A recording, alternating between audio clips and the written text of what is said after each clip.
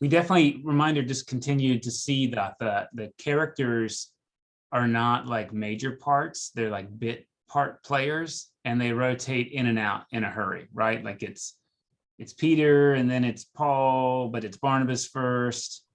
And there's not like a seamless transition. It just sort of like picks up and moves. And here's the reminder, right, that the book, many people say, is really like the acts of the Holy Spirit that certain people figured out. Okay, maybe that was more than you wanted to hear, but I just wanted to check in and see where you are this week. Were there things that stood out from you, either from the Galatians letter or from the Acts part, or things that were really meaningful, or you just, I don't know. Ellen, would you be willing to start us off?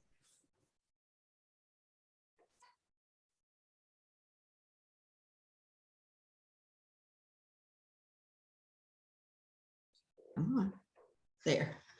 Well, I don't have a lot to say this week, but I did find it interesting, as you said, that things just like hop from one topic or person to another, and there's a lot of immediately throughout. So it seems like it was just lots of examples of how the early church began, and what the personalities were and how different they were, and how through this lesson, it's made really, really clear that the gospel is available to everyone and not just to the Jews or the Jewish Christians, which I find very heartening. So otherwise we wouldn't be here, would we? So I don't really have much else to say about it. How about Kay?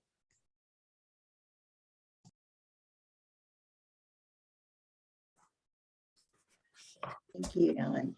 I really enjoy reading about Barnabas. To me, coming from a business background, he's a leader.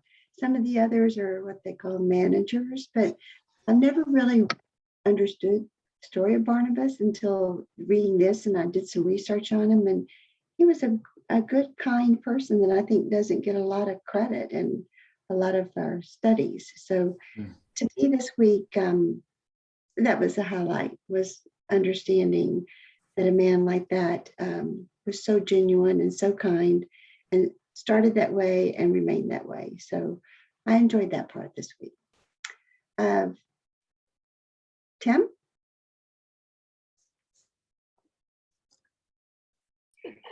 I kind of want to step back a little bit. Jesus said, I come to fulfill the law. Now,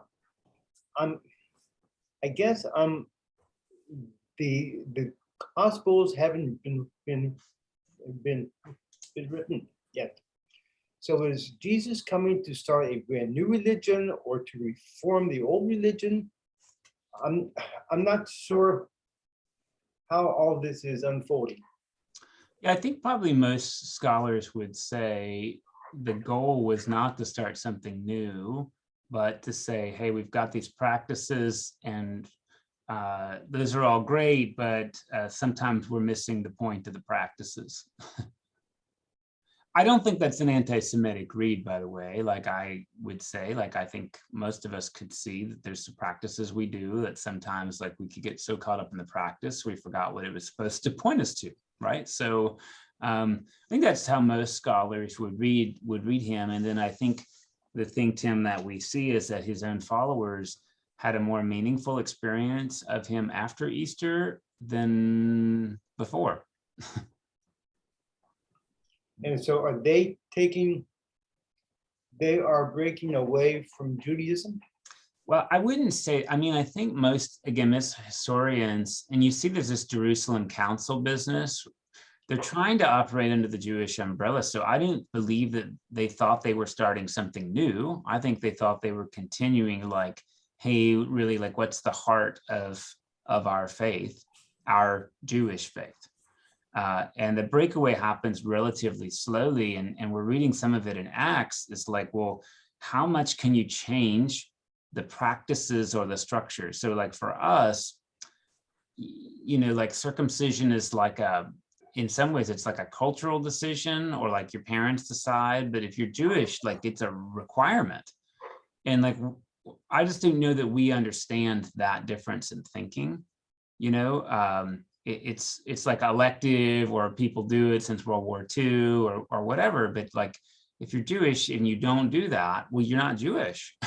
It's inseparable, So like we've softened a whole lot of that, but it took a long time. And you're even looking here in Antioch, the Greek Christians, the Greek, they're kind of like called God-fearers, or they're called Hellenists. They're actually very interested in Judaism because of the monotheism, because of like, hey, there's something you get to do every day, not just on festival days at a temple to a pagan deity. But they're not real interested in being circumcised. Like that's a major obstacle, because in the Greek culture, like that was considered mutilation. So, what's happening here is that like there's like this inclusion, and then what happens when you include other people? What happens to what you were trying to include them in?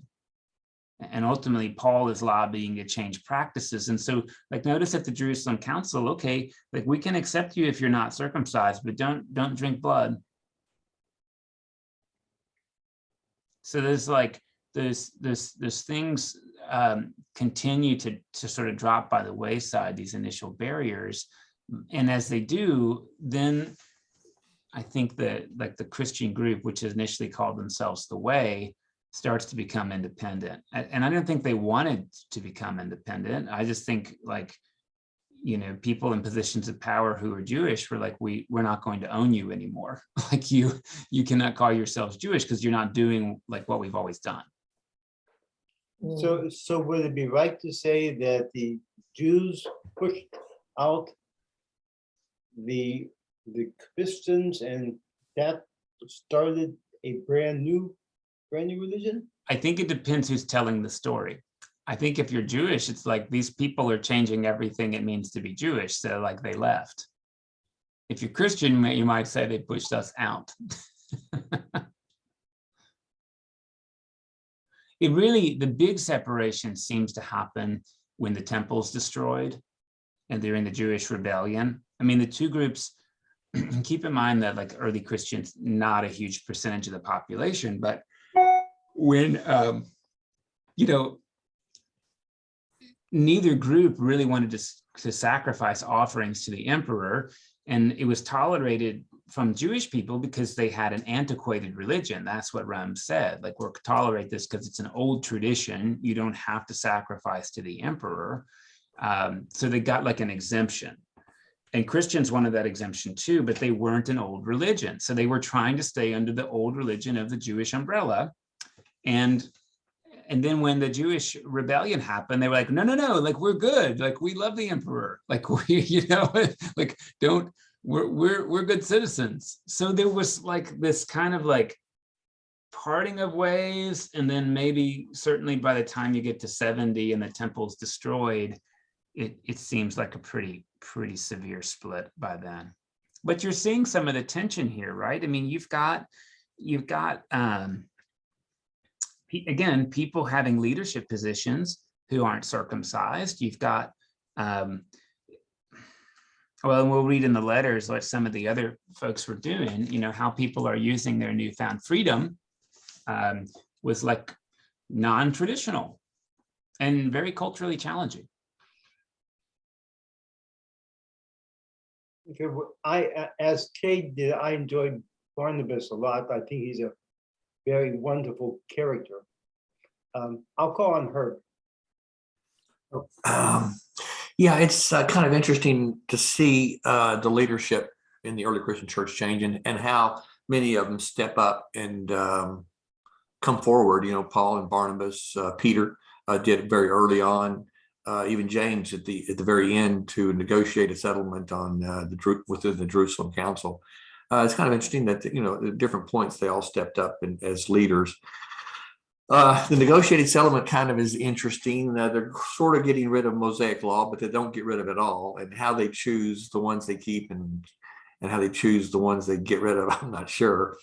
But even the negotiated settlement, I have the feeling as the church progresses, some of those things like eating blood or the ritualistic way, maybe that it certainly is not a big issue for us today. We don't really even know how our food is processed, if you will, I think, or what has blood and what doesn't. So it's not all of these settled it. It's probably, I think they just essentially got rid of Mosaic law in many ways. But it's interesting to have this history of the early Christian church. I mean, it's really to thank Luke for taking the time to write this down, because it really gives us early indication of some of the trials and tribulations the church went through. The other part that I see is sometimes, when they go out, Peter maybe gets some excitement in the temple, and he gets a lot of people following him, or Paul and Barnabas do too. And then the next day, Jewish leaders step in and they run them out of town, or stone them, or martyr them. They go from kind of highs to lows all in a day or so.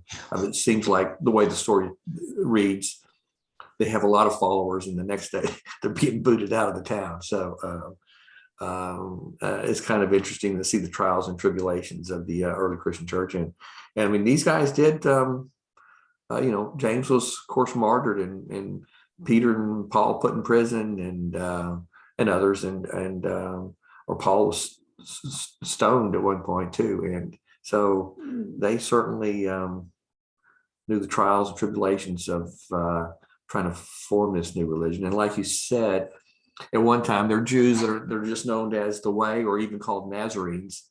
Right. But I think now we're seeing the point after the Jerusalem Council, well, they'll begin to be called Christians. It's something a little different. So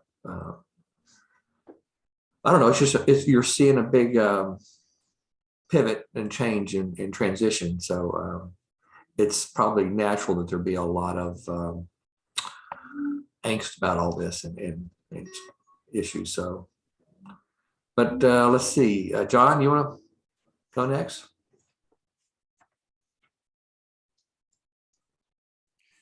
Sure. Well, one of the questions I had about the readings this week is I understood kind of the flow, and this is sort of a history of the development, the forming of the Christian church, but I do not understand why Luke added into this history, this vision that Peter had of the lowering of a sheet with all these animals and what have you. And I get that maybe the point was to say that no animals are unclean, but still it to my mind, it was odd that it was that this vision was stuck into this story in this way. That's one. You can comment on that, Mike, in a minute or two. Two, it was interesting that right around the time that the temple was destroyed in 70 AD, just prior to that, they mentioned in 66 AD a Jewish rebellion. But even before that, there was a lot, from what I gather, a lot going on, a lot of resistance to Rome.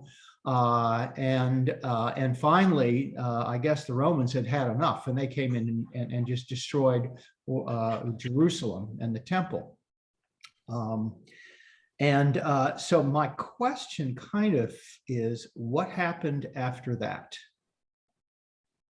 Yeah, let me take them in reverse, right? So after 70, the temple is totally destroyed, minus the western wall, which is a retaining wall, not any part of the temple, right? It's, again, just a retaining wall. They're not allowed to rebuild it. There ends up being another rebellion, the Bar Kokhba revolt, that happens about 60 years later. And they initially like beat a legion, but then Rome sends a couple more down, and that's the end of that. And after the Bar Kokhba revolt, they tear the whole city down and sow salt into the fields. So no one's allowed to live in Jerusalem anymore. As you say, there's some like micro rioting going on. Actually, Pontius Pilate ends up being sort of called back to Rome after he slaughters Judas the Galilean, who leads an army, like not an army, a gathering of people up onto Mount Gerizim in Samaria atop a donkey. There's this whole idea about you leading people on donkeys. Well, Pilate, he just kills all of them. And so there's enough complaint that he gets pulled. And I want to say that's like the late 30s. I used to be like young. It's late 30s, he gets pulled back, and that's the end of his career. You asked about the sheet, and look, I think like what a lot of Christian people make this terrible mistake of is it's not about the animals at all. I mean, it's got animals, but I think it's a very thin, it's not even, it's like the most thinly veiled allegory of all, right? God made the stuff in the sheet, and God made you, so don't go around deciding you're clean and they're not. And just to bolster that, the sheet is like punctuates him meeting Cornelius, who is a Greek centurion, who is an unclean person. So the point of the sheet was not that Peter should be eating gator tail, it's that you can go to Cornelius's home, like that'll be all right. Well, I think. Now, what we've done is we've said, oh, look, well, then you don't have to keep kosher anymore. So, go ahead and eat like anything you can find. I mean, maybe, but I actually don't think that's why Luke wants us to hear the story. Certainly it could be doing both things, but surely the story is more about people than animals. And it's not about eating people. It's about who you're nourished by and who you include. Mike, does this vision, in a sense, permit Peter to go to with the soldier and slaves to the centurion? In other words, before the vision, he might not have gone. Yeah, I mean, I think Luke tells it that way. And just to be clear, right, if you, depending on what strain of Judaism you were practicing, if you roll up in a Gentile's house, you're going to have to quarantine for the day. You've just brought on like ritual defilement onto yourself. So Peter might have to go outside the camp and like do some washing, like get in the mikvah. One last question. When we were in Jordan, we went into a cave, if you will, under a church that was purported to be at least the first known place of gathering for Christians. When would that have taken place? Well, that cave theoretically dates to 70. So that's around the time of the Jewish rebellion, which would explain why they were meeting underground. Remember, there weren't any public buildings for Christians until after 313. So for 300 years, Christians did not meet publicly. The initial group you see is meeting at the temple, but when they're meeting at the temple, please don't think that they're wearing like a cassock and an alb and having like the Eucharist on a silver chalice in the temple, or that they're doing a book study or singing praise and worship songs. They're doing what everybody did at the temple. Did Luke, and then later, well, I guess when it comes to Saul or Paul, write the letter, I guess the letters to the Corinthians, and then of course the Acts. Was this all written down in that time? Or when you say they didn't start really meeting until 313 in some sort of a building, Yeah, a public Um, building. Was it all oral? Or No, at- you got like the Pauline letters, like Galatians, which we read, but just you have to consider that when you use the word church, it wasn't a building, it was a home group. Or it met in the catacombs, or it met in a cave, So don't think that there was a church with an ASA of 300 people. Churches had like 20 people. And the bishop oversaw 20 people. So like actually probably the biggest change in the history of Christianity was like when it became a legalized religion, when it was no longer against the law, and Christian people then took up on adjudicatory powers, right? So bishops, part of the reason we have the rail is because the bishop heard legal cases on behalf of the empire, like, because pagan priests did that stuff too.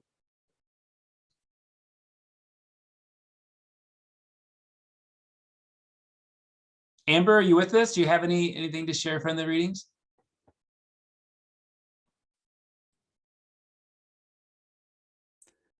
Sorry, I'm gonna pass today Okay. and just listen. For the first 20 minutes, I had forgotten we had skipped today, and then I was actually just listening to an old version and everybody's wonderful comments on that video. So, hey everybody. Thank you. Hi. Hey, so just a couple of thoughts. Barnabas, I appreciate you guys raising him up. Barnabas is like the patron saint of lost causes. I don't know if you noticed that. He takes on Paul when no one will touch that guy with a 10-foot pole. And then there's this really funny bit, right? That Mark, presumably the gospel writer, has like deserted them. And Barnabas is like, hey, let's take Mark back. And Paul's like, no way, that guy's no good.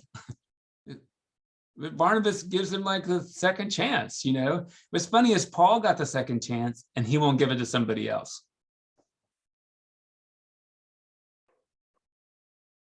I don't know if you guys noticed that, but it's like stands out in my mind as pretty significant. Tim, please.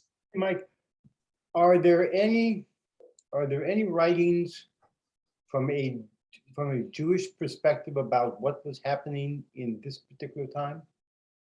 Yeah, I mean, there's some like of the Qumran stuff, like the Dead Sea Scrolls have some of that stuff, but it's not like history. I mean, that's the whole thing too, right? Like we're grateful for Acts, but it's not like an objective, hey, we just want to describe a bunch of events. Like it includes stories for a reason.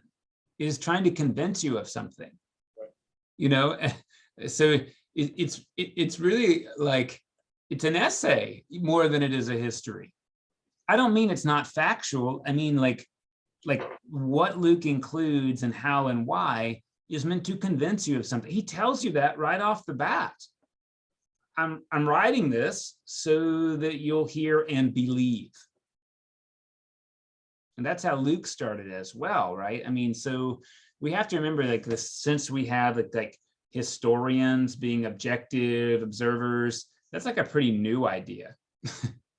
Ancient people did not write histories like that. And so like when you read Josephus, who you've probably heard of, I mean, he writes these histories, but like antiquities and like the Jewish war, and he was a general in the Jewish war who ultimately like surrendered so he didn't get killed, is how it seems. And why was he writing these histories? And like he tells about a number of events, but he uses like wildly large numbers for like troop movements and people. So many historians have some doubt about the guy, but such is ancient history.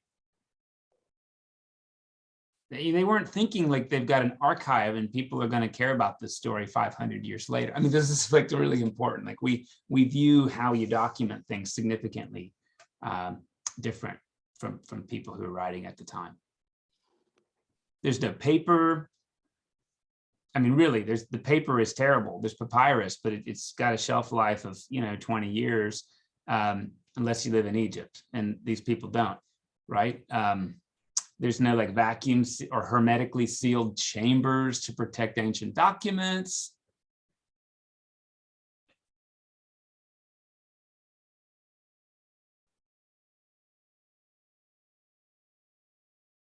So I think what Luke wants us to get, or what Acts wants us to get out of it, is like, hey, like here are some core stories to address some like core beliefs you might need to get over. Ellen, please.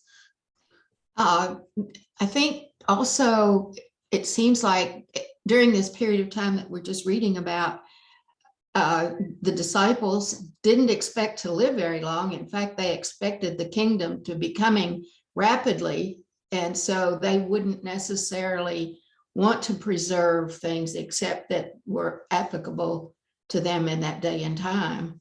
Yeah. Would that make sense? I think it makes a fair amount of sense. I mean, Paul expects like there to be a second coming imminently.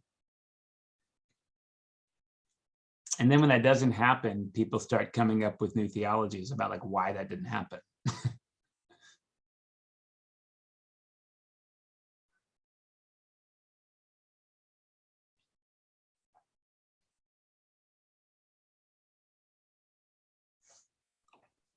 Hey, Mike. Yeah.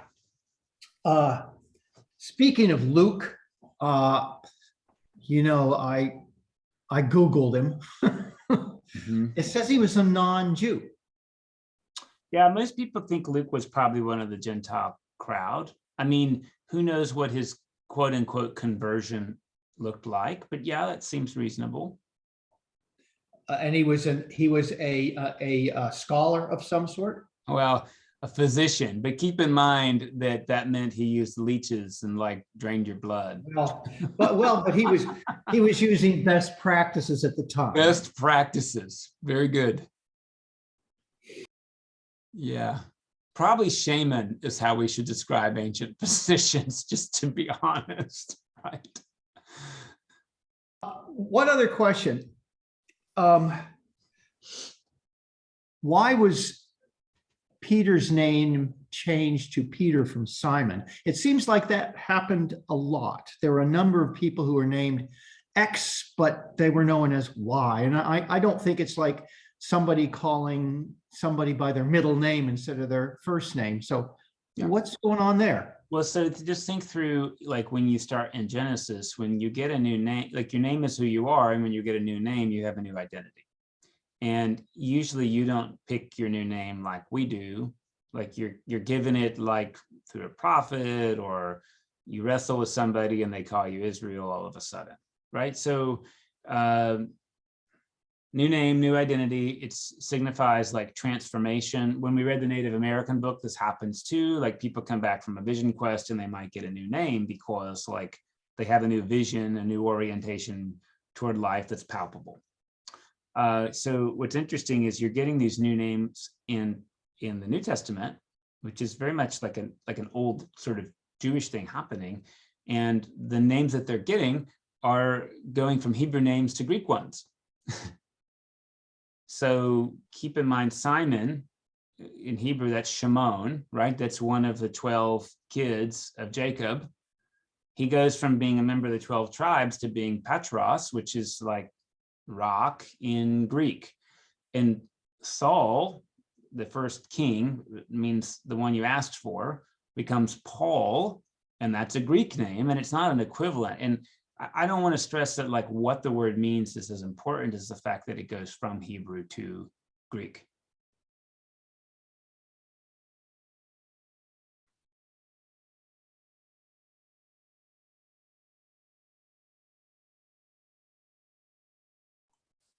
Is that something that took place in the writings or in the oral tradition? Or did they actually change their name? Apparently they actually changed their names, and yeah, apparently so. And like we could take it real serious, or it could be like, hey, Jesus looks at Peter at Shimon one day and is like, yeah, I don't know about Shimon. I'm going to call you like rock. But that could mean a lot of things, like dumb as a rock, rocky, stubborn, Context is everything, right? And we don't have tone. We don't have that context. I know there's that story, on this rock I'll build my church, but we don't know if Jesus was pointing at the guy called Shimon, or he was pointing at some rock over there. Like, hey, you're Peter, and on this rock over there, that's where I'll build my church. Now, I know that sounds ridiculous. And like, Mike, why would you read it that way? I just want to say, like, you could read it that way. We don't have stage direction or tone. So a lot of it, we don't know. And was Jesus like making a joke and it stuck? I mean, a lot of nicknames for friends I know. I mean, so like my mom has a sister called Caroline. Nobody calls her that. Everybody calls her Sissy.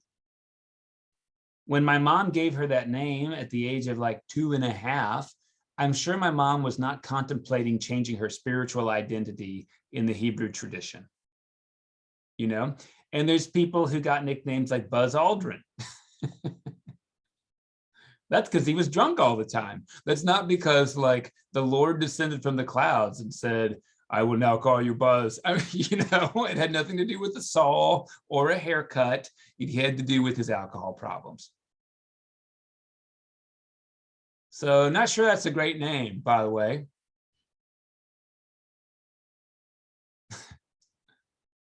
If you're interested. That was a new one on me, Mike. I did not know that. If you'd like to know who took credit for Neil Armstrong walking on the moon instead of Buzz Aldrin, that would be Christopher C. Kraft Jr., who said, I insisted he not walk on the moon because of his tendency to be buzzed. Oh, interesting. Apparently he threw quite the wild party, that Buzz Aldrin. He had a reputation for really throwing a burner. Yep. So did he take it with him on the trip? Take what with him? Booze. Oh, I don't know if he took booze to the moon. That's a great question. They did take a communion kit. I don't know if they used wine or juice. That's a good question. As buzzy as he was, I'm told he was a absolutely brilliant mathematician. They all were. All those astronauts were good at everything. They had to be, right? They were like marathon runners plus mathematicians. And they were all like, for their time anyway, fit like relative standards of beauty, right? Like they were like eligible bachelor #1. Even though they were married. Yeah. Well, it depends on the stories as to like how they treated those vows. But anyway, I don't need to say anything else. Ellen, looks like you're, oh, sorry. Oh, I was curious. There was one person that it should have been an astronaut that was not. He was the test pilot. I wonder why he didn't make it. I mean, just off the top of my head. I wish Chris were here to still ask. The great thing about Chris is he'd tell you.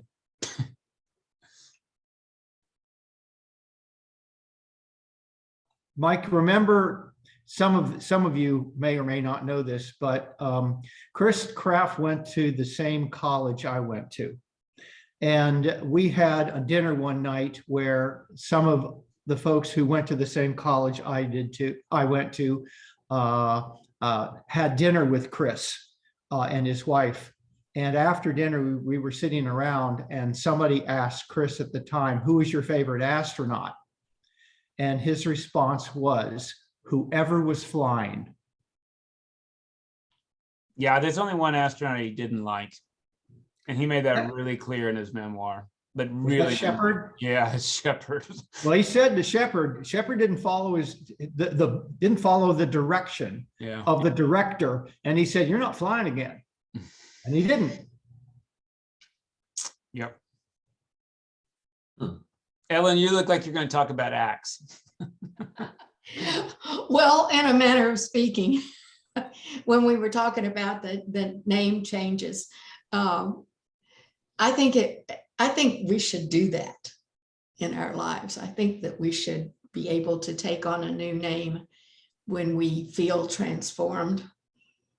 Not like at confirmation or, one of the formal things. Partly because my mother named me Martha Ellen Maston. And as I started doing Bible studies, I hated the fact that that my name was Martha. Well, I was never called Martha. I was always called Ellen, and she did that to my brother too. We went by our middle names. I don't know why, but I did not want to be identified with Martha, because in my first understanding about the Mary and Martha story, Martha was like the kitchen drudge, Right. you know, and she missed out on everything, and I didn't want to be Martha. And as time passed, I learned this story a little bit better, and Martha was more acceptable. But I just think it'd be really cool at significant times in our lives if we could just go, oh, you know, I feel like I'm going to be Susan or Mary or. You know, the whole trick though is you don't get to pick your own. Somebody else gives it to you. Hopefully God. And I'm waiting for that moment too. Yeah, and how would we know? And who would it be? Would you come to me and say, oh, Ellen, I don't see you as an Ellen, so God told me to rename you Zachariah or something. Zacharina. No. See, that's why you don't get to pick, because you never, you know, that's why you don't get to pick for that reason. It's Zacharina from now on. Sorry, that was a strange aside. Well, you don't get to pick your name, and you don't get to pick your parents. Isn't that the truth? But Yeah. along those lines, I'll just mention this, but then I want to get back to Acts, because I do have a question or something I read in Acts. My grandfather's name was Aquila Franklin Leedy. Yeah. And as he was growing up, they called him Quilly. But after he became about 15, he said, no, my name's Frank. And he went by Frank the rest of his life. Yeah. But in Acts 10:38, I'm not going to quote or read it, how God anointed Jesus of Nazareth with the Holy Spirit and with power, how he went about doing good and healing all that were oppressed by the devil, for God was with him. And I was thinking about that. And one of the issues that I've had, forgive me for people who actually who believe things that I don't believe, and that when it comes to some of the miracles, I've always had admittedly, I question them. I question whether they could have happened in reality. And my wife beats me up about it all the time. She says, how can you not believe that? But anyway, I guess my thought here was the words doing good and healing. And in this day and age, we can always do good. I mean, that I think is something that is something that, if you will, is kind of required of us. And healing doesn't necessarily mean raising someone from the dead or making someone who is blind see, but there are other ways that we heal in this day and age. So I guess maybe even though those dramatic kinds of miracles happen, we in our own way do miracles by healing and by doing good works. So that's my comment about that section in Acts.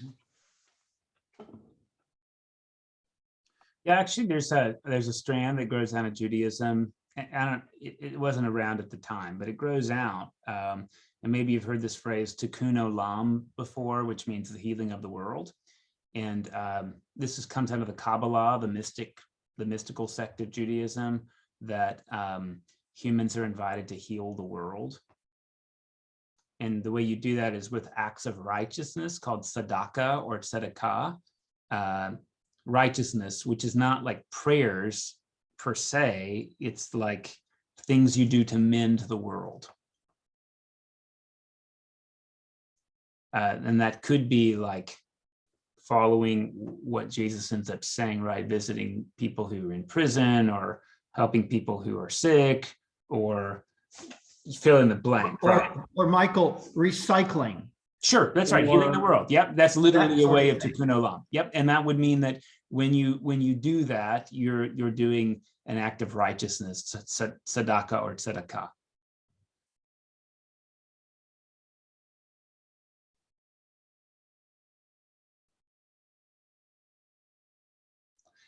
I will say there's this interesting thing that's happened, and I was thinking about this the other day. I think it's really cool that our Muslim brothers and sisters pray 5 times a day, like without ceasing, like, and that they have to. But I don't want to do that. The reason I don't want to is I don't want to be confined to that schedule. Like I admire that they're confined to that schedule, and I don't want to. Otherwise, I would. And it's just sort of that weird bit. In some ways, there's these approaches to like faithful living that I sense might be good for me, but I don't want to be restrained by them. And I think that's part of like the Christian tension, actually. I don't know if that's just like Western Christianity or what, but I hope you hear what I'm saying. I think it's pretty amazing that you'll stop what you're doing so that you can make your noonday prayer. But I also, like for myself, I'm like, well, I'll do that when I'm ready. Like maybe I'm doing something important. And so like, I want to hold on to that freedom so much that sometimes I actually just miss doing this thing that would probably enrich my life. And for what it's worth, I think that tension is part of what you're seeing in Acts. It's the availability for liberty, and then what's the right use of liberty. Would you elaborate on that? Sure. So if you're free to do kind of whatever you want, how do you use that freedom like to do justice and good and frankly like enjoy your life? Because we all understand, I think everybody on the screen, if drugs were legalized tomorrow, anything, I would still be as uninterested in using them as I am today, which is only slightly. So I don't think I would like fall off the wagon and become like an opium junkie because it's legal, because I perceive like I don't want to do that. I don't know if that makes sense. Mm-hmm. So just because I can doesn't mean like it's something that's going to be beneficial to me. Actually, I think that's what Paul starts to say, right? Like, hey, everything is permissible, but not everything's beneficial. So like do the stuff that's beneficial. Sometimes I think we worry a lot. I don't know. I've been talking about this a couple of times since I was at a parole hearing yesterday. And I don't know, it made me think about one of the core Christian stories. If I asked you, what did Adam and Eve do wrong in the garden? Like, what did they do wrong? What would you say?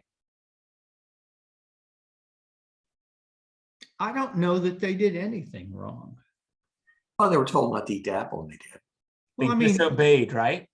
Yes. well, And it's funny that obedience is like such a strong virtue. I have to tell you, as a parent, I do want my daughter to obey, but when my head's really working, I want her to make an informed, thoughtful decision.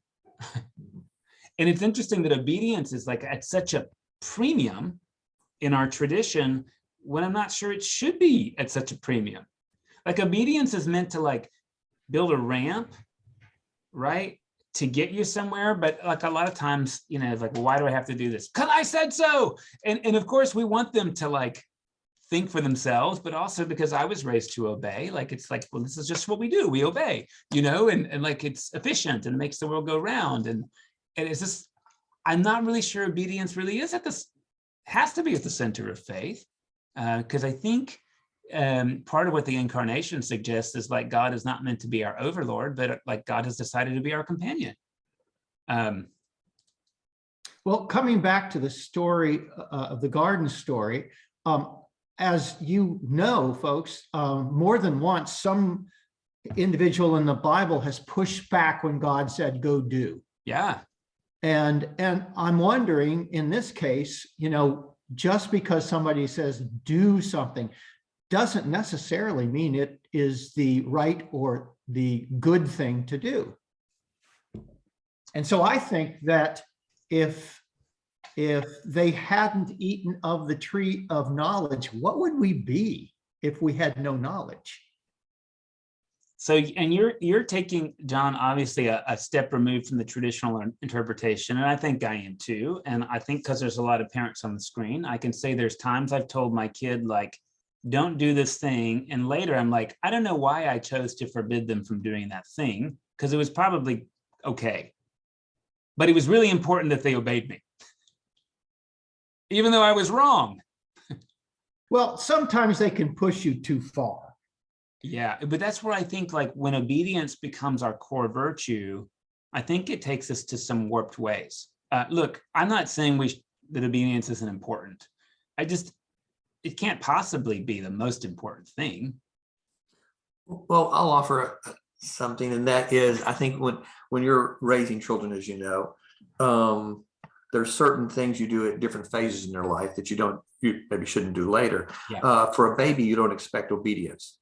It's just not what you have. But for a young child who doesn't know cause and effect and all these things, obedience is expected, because you can't explain to them why all the time. And then they'll start asking you why all the time. And so you got to, move from obedience to something of a more mature way of raising children, let them make their own decisions and learn their own, and so it kind of is it's a stage in development, I think, where it's maybe is important, but it's not important till later, It's a great, I think it's often a great model, right? And maybe part of our spiritual journey is not to get arrested in that development. Well, obedience is important for society to operate. You have speed limits, those kinds of things. Yeah, it's fair. Like, we need some level of it, but I think, like, what we all hope for our kids, and of course it's even hard to do with your kids, is not so much that you want them to do certain things. You want them to do them for, like, a good reason. Yeah. Obedience a little bit, when you raise children, you think of, you're not explaining the reason. Now, we know later, and as we mature, that there are reasons we have speed limit laws and things like that, but we understand that, and we don't maybe look at it a little differently. And so I do wonder, like, if our dominant view of, like, faith or relationship with God is obedience, if we aren't arresting our own development. Because I think, like with my spouse, I don't want a marriage based on obedience for either one of us. I'd like it based on mutuality. Yeah. Knowing that we might disagree sometimes. If it's based on obedience and we disagree, then one of us is wrong and it's over. Well, I don't want to live like that. Coming back to something that Herb said about the transition from the point at which obedience is really necessary and required as children are young. And then as they get older, you move away from obedience to explaining. Now, as Herb will attest, there are times when even when they are older, you just say, just do it. But do you think God expects us to be obedient, or are we on this same kind of incline where maybe early in the human development we were obedient, but now we are becoming, now that we understand free will, now it's more, how do I put this? If not explaining, nudging, rather than actually directing us to do this, that, or the other, or allowing us to make our own mistakes and then to the extent that we can fix them ourselves. Well, I'm going to pontificate and say, like, as a kid, I was taught that, like, obedience is really important to God, but I think I've shifted that to, like, honor is what's important to God. Because I think as I read the scriptures, obedience is based on authority and fear. If you don't obey, you will be punished. And as I read the scriptures, I hear perfect love drives out all fear. So I'm not sure that God is interested in my fear. Well, last week we heard the imam say that the 10th is submission. Is submission the same as obedience? In I've had to struggle with that, Tim, because I wrestled in college and like submission was like the biggest failure, right? And so like in that thought, and even the way I sort of grew up spiritually was like God was like trying to beat you into submission, so you may as well give up because you couldn't win. Well, for people wired like me, it doesn't always work very well. I'm okay with long odds. I think though, like a different submission is a little more different. It's sort of like, hey, the weather is going to be what it's going to be, and you really can't control it. So you can accept the weather and dress accordingly. And it's sort of like, when Muslim people, when they pray and they lay in prostration, right? You could view that as obeisance and like, hey, like I'm totally numb and limp before you. But I also was realizing from yoga, that's called the child's pose. That same position of like prostration is the child's pose. And it is this total moment of relaxation. So I don't know that you have to like have domination on the scene to do submission. In some ways, I think submission is about integrity. Like what he said, the Imam said that really touched me was like, we admit to principles and we don't always submit to them. Like we admit all people are created equal, but we're biased and prejudiced, which is because we haven't really submitted to what we say we admit. I thought that was really helpful. And like another thought about submission is like when you're in water, you can struggle against it or you can float. And floating is submitting. I guess there's a lot of ways you can cast it, But I think that submission is not because like God's trying to beat you in a fight. It's because like you can make it hard or easy and God's going to love you either way. So like, what if I just trusted that and chose to enjoy it?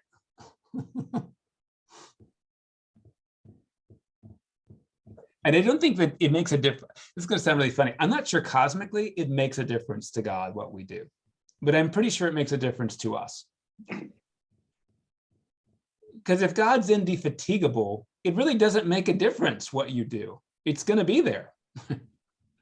But I'm sure God does hope we'll enjoy it. But what you're saying though is God does care. I think God cares about our enjoyment, but I think like God's care can play the long game. So if we can't do it in this temporal life we get, that's nothing to God. Like, God will take care of it later.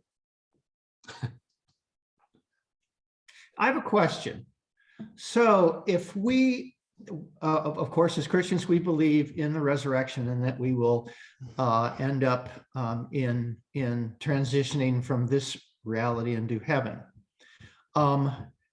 Do we believe in any form of reincarnation? I mean, I've never heard we did. Traditionally, no. That's more of a Judeo-Christian Greek heritage that you get like one life. But we do, like if you look at the way Jewish people calculate time, it's not a straight arrow. It's more like a spring.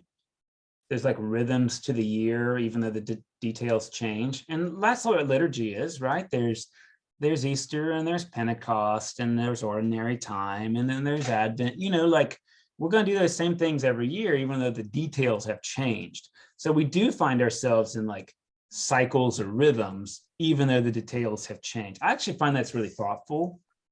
I'm not going to pretend like it's the same cycle every time though, because the details do change. And so instead of just being on a wheel, there's this model of like a coil. Mike, another one. If we have post-life awareness, do we have pre-life awareness? I mean, who can ever answer that question? Yeah. Definitively. If somebody told you, I know I did, you'd say, you're crazier than a loon. So I don't know. That's why I think there's this really great thing to say, like, I don't know. And it's real curious that you've had that experience. Maybe I will one day, but maybe not. I mean, I sort of feel like we get caught up on these things and we're like, well, what about this and what about that? And like, there's this part of faith where like, if all that were really important, it seems like the answer would be really clear. Mhm. So if we like trust that what we have is like enough for us, and we don't have these answers we really want, they're just not that important to God. It was a waste of time thinking about him. No. Hey, if God's present in time, you can't waste it. But I think there is something, and this is going to sound very non-engineering, but I think there's some truth to it. Like this former Bishop Gregory of Nazianzus said, concepts create idols, only wonder really knows. And I had a teacher give me this really interesting thought, and I think this matters here too. She got this out of a book by Richard Rohr. The quote is, mystery isn't something you cannot understand. It is something that you can endlessly understand. There is no point at which you can say, I've got it. Always and forever, mystery gets you.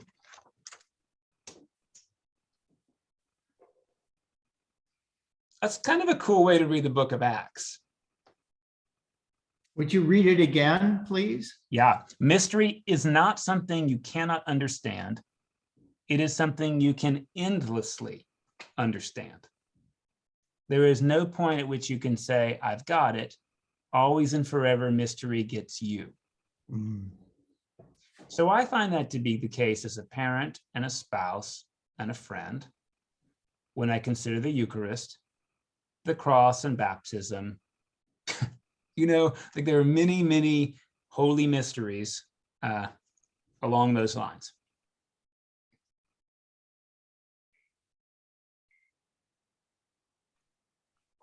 Okay, I want to honor your time. Thank you all for being flexible. Like I said, it's strange, and I do want to raise this up, like really strange to get a subpoena to be at a court that's an hour away, 24-hour notice. It just seems really unfair, you know? So, but I was glad to be able to do it, and thanks for your permission in doing it. So we'll pick up with lesson 28 next Wednesday, and that's in the e-news that went out yesterday. And you know, we're going to wrap up Acts here in February, and that'll be where we are. Heard? You wanted me to say something? Well, I know you turned your mic off on. Oh, no. I don't know why I did that. Okay. Hey, Mike, Yes, sir. for Thursday night, are you thinking about having someone from the Hindu religion, maybe? Well, I only set 5 on the calendar. So, and I'll tell you this tonight, I couldn't get the Unitarian to come, so I'm getting a Wiccan witch to come instead. She'll be here next week, and she'll talk about her time in Wicca.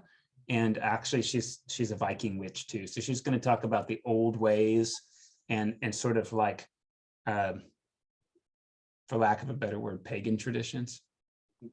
Mike, so next week will not be the Reformed rabbi? Oh, the Reform rabbi is coming in 2 weeks. Oh, okay, gotcha. Yeah, and Tim, this is my mistake. I should have scheduled 10 weeks of this instead of 5, but it'll be what it'll be. It actually occurs to me that maybe something to do when I get back from sabbatical is start talking about the mechanics of these worldviews, so that when speakers come next time, hopefully we can do this more regularly. We've got that in mind. You know, I was talking to somebody the other day, and I'd mentioned the 5 pillars, and they were like, what are the 5 pillars? And well, because I used to teach comparative religion, I like take for granted that there are the 5 pillars. So it's like, this is a good opportunity, you know, perhaps when I get back in August for a different kind of study that really is like an inquiry into world religions that we compare with people who practice them. I have a Hindu friend, but you know, it's funny, like, it's not like there's a Hindu doctrine, like, it depends on what village you're from, like, that's what you do. Are the Jewish rabbis going to talk about Kabbalah? You can ask them, but you know, if a rabbi ever tells you about Kabbalah, they've already broken Kabbalah, because the rule is you don't talk about Fight Club. like you have to be initiated to do it. So like Madonna, when she says she's into Kabbalah, I mean, women aren't allowed to. So in the sense she read the Zohar, maybe, and like you can read about the Sephirot, which are kind of like your chakras, and that's all interesting. You have to be initiated by a master as a novice to be a member of the Kabbalah. And if you are, you would never talk about that. So it's not confused. Are we on for tonight or off? We're on. Yeah. Oh, Rabbi okay. Stuart Federow is coming. And I remember he went to a Reform seminary, but he's at a conservative synagogue. He's been here before. I heard last time it felt a little abrasive, but I'm grateful he's coming. He answers questions all the time. And then Rabbi Matt, who's from the synagogue in Galveston, he's Reform. He'll come in 2 weeks. And the break in the middle is with our neo-pagan Wiccan. She'll be here next week. Great. Yeah. Thank you. Thanks, everybody. I will see you, well, tonight or Sunday or some other time. Yep.